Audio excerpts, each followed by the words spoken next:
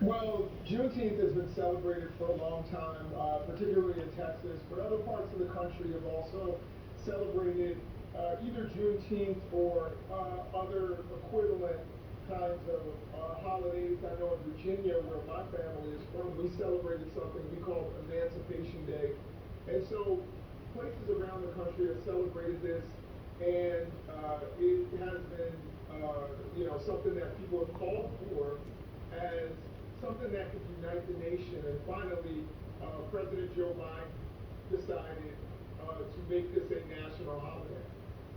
As you say, awareness has been around with Juneteenth. It's increased over the years too, but Trump himself has taken credit for popularising Juneteenth, citing the backlash over his plans to hold a campaign rally on the holiday amid a national reckoning over racism and police brutality.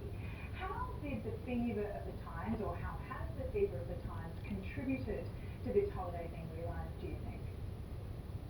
Well, I think the former president has made a lot of audacious and sometimes ridiculous claims like that.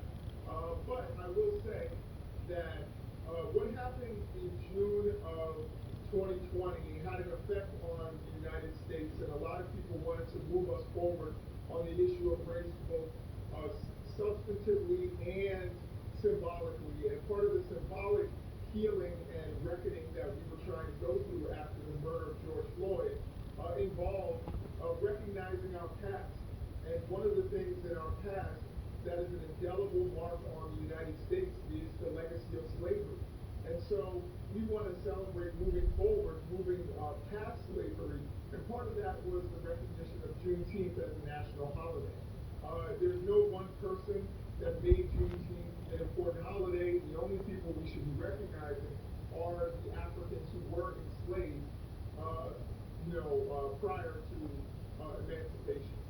Talk to us a bit about the cause of racial justice in America today. There have been bipartisan talks on police reform and voting rights. What are some of the most pressing issues for Black Americans, and what more needs to be done?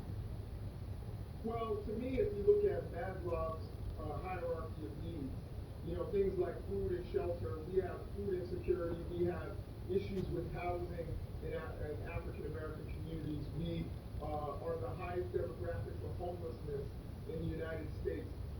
We have the least amount of wealth. So these are the things that I think need to be addressed.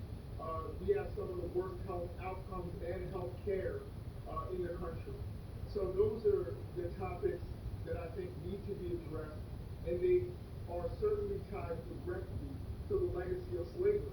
So while we can talk about certain things, even certain acute examples of white supremacy and white nationalism, we need to deal with certain systemic and institutionalized elements of white supremacy, which have to do with our housing, our food security or insecurity, health, and many other topics. On that point, politically there is the impression that some Democrats fear that associating too closely with Black political aims will have them pinned as divisive or woke in the eyes of white working class and suburban voters. What chance does racial justice have in an election cycle such as this?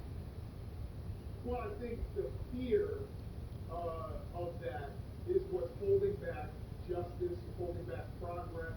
And if you are a politician who does things based on fear and polls and popularity, then you're really not motivated by the right causes. You should be trying to do better for the community. And one of the things that we need to do in order to better our community and our nation is to move forward on racial justice. So anyone who operates in that kind of fear, I would, dare to say is a coward and not a good politician.